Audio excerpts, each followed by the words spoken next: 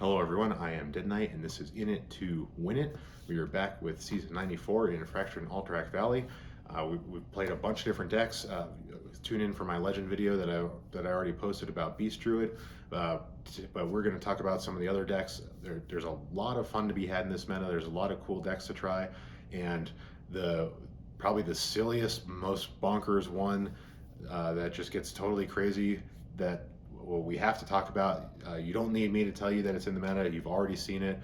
It is Burgle Rogue. What they've done with Burgle Rogue is just, it's really insane. And at this point, the list that people are running is so degenerate that you can't even really call it Burgle Rogue. You really got to call it Gnoll Rogue. So the Burgle archetype is something that has been around for a few years for Rogue. Getting cards from your opponent's class or from other classes and then doing things that synergize with them is kind of the Rogue class identity. It's kind of cool. It does feel really roguish, so it's fun from a lore perspective. And this is usually, you're thinking, when you think of Burgle Rogue, you're thinking of value. You're thinking of cards like Academic Espionage, which give you 10 cards from your opponent's class in your deck for 1 mana each, and you think you have to sacrifice either tempo or something to get that value. Not anymore. Now the rogue cards are very efficient, and they're so efficient that you pretty much cut everything that isn't just hyper efficient, and you focus on just 2 really degenerate interactions with the most interesting card from the last set, which is Maestra of the Masquerade. The 3/2 for 2 lets you start the game as another class and stay that way until you play a rogue card. So it's hard to imagine that this was the intent of the interaction with Maestra. The reason why this card is a must and the key enabler of this deck is because of Wild Paw Gnoll. This is a 4/5 for 5 rush, and every time you draw a card from another class, it discounts the cost by 1. Or every time you add a card from another class to your hand, I should say, it discounts it by 1. So you play Maestro the Masquerade in your deck. Instead of starting the game as a rogue, you start as, let's say, a druid. On your first turn, you draw a card. It's a rogue card, and because you are technically a druid, it discounts Wild Paw Gnoll. So it's hard to imagine that was the intent of this, but that is what we do with this deck, and then we just go crazy from there. So you're going to be running double Blackwater Cutlass for the tradable, and I guess the 2/2 weapon for 1 mana is kind of nice, but you're mostly trading. You're going to run SI7 Extortion, deal 3 damage and undamaged minion for 1, which I guess is nice and you use it sometimes, but pretty much you're trading this. And your opening turns, you're just trading to draw those extra rogue cards, and then on turn 2 or 3, you're playing, usually turn 2, you're dumping Wild Paw Gnolls on the board that are 4/5 rushes and just absolutely dominating the early game. So I can't imagine that was the intent of Maestra, but here we are. We're talking about 4/5 for rushes on turn 1 and 2. That the other way that you abuse this interaction is with Secret Passage. So you could, I don't always recommend this, but you could conceivably turn 1 Secret Passage into Wild Paw Gnolls, because Secret Passage gets you 4 cards.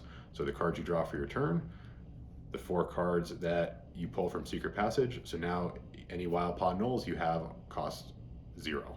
So if you draw any Wild Paw Gnolls off the Secret Passage, boom, there you go. Out come the Gnolls. Sometimes that's just too much for your opponent to deal with, plus your typical rogue board control shenanigans with Prize Plunderer. Sometimes Wild Paw Gnoll and Prize Plunderer that's enough to take over the game, and if your opponent is playing a minion based deck, they might never be able to get the board back. Then you have the other standout card that was newly printed is Double Agent. 3 mana 3/3. If you're holding a card from another class, you copy it. Now again, if you started as another class from Maestra, this guy just activates itself. So you can coin this guy out on turn 2 just from Maestra. If you've been cycling, then on turn 2 you could you can do all kinds of crazy plays with Secret Passage, or play this guy, then play Wild Paw Gnoll. There's all kinds of different ways that you can get really sick statted boards on turn 2 and 3 because of the Gnoll and because of the double agent. Now we're also taking this list to new degenerate heights with Frostwolf Quartermaster.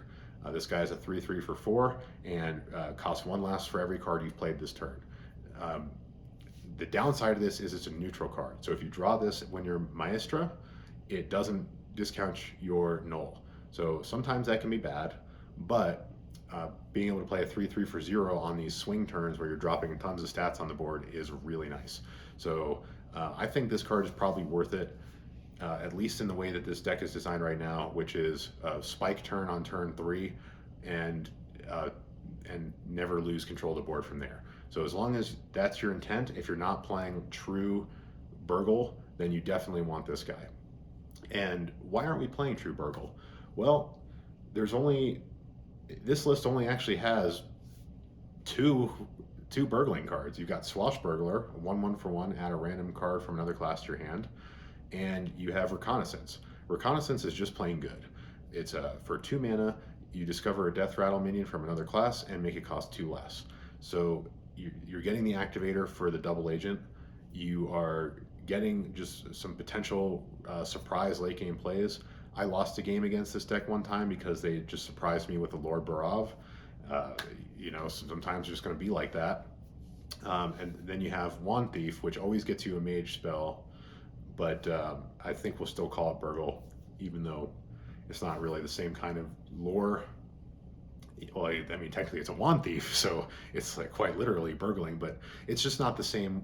It doesn't depend on what other class is always going to do mage stuff, but I think we'll still count it. So you only have 6 different ways to add other cards from your other classes to your hand, and even still, Double Agent is still a monster in this deck, and Wild Paw Gnoll is still a monster. So you're barely even burgling, but you're doing. It's fun because you play all these cards on turns. You're doing all kinds of things. So it's really fun to play. Even if your opponent does recover and you lose, you always have fun.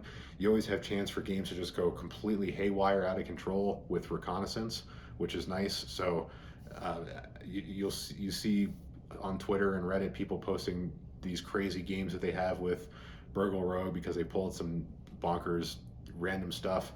But this build, you don't need random luck.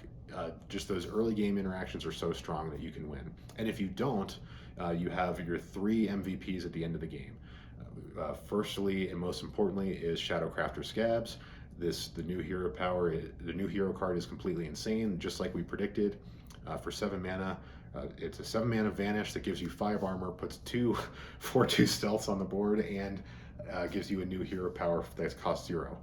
And discounts cards. So, I mean, we talked about this at length in another video, but you play this guy and losing games after you play Scabs is kind of sad. It almost never happens. So that card is crazy. Then you have Edwin. Edwin, for 4 mana, you get to play a 4/4, draws a bunch of cards and buffs itself. So a lot of really fun turns where you play Edwin and just drop a bunch of cards on the board and get this huge minion. And by the way, Edwin is a pirate, which goes with our final card, which is Mr. Smite. This card should have never been printed. It's totally disgusting. You feel dirty when you play it and win with it. You feel even worse when your opponent plays it and wins with it. But because Edwin's a pirate and because your new Scabs hero power discounts cards by 2, you absolutely want to run some Mr. Smite. You can close out games with like a 10/10 Edwin and Mr. Smite, or both these cards by themselves can just win games. So you got that incredible early game. You have ways to steal the late game. So this deck can win any game, and you always have the chance for just the random win from something you pull from Reconnaissance or Wand Thief or something else. So the tools are there. The deck's a lot of fun. It can be a little inconsistent if you don't get those early draws. You're playing from behind the rest of the game. You can still win, but it's just harder and not as fun. So definitely try it out. It's probably worth crafting Maestro over. You must play Maestra. You can't play this deck without it. But give it a try. Let me know what you think. Leave some respectful comments below. Don't forget to like, comment, and subscribe. Don't be shy about telling me how much you hate this deck, because there's getting a lot of representation. And tune in next time.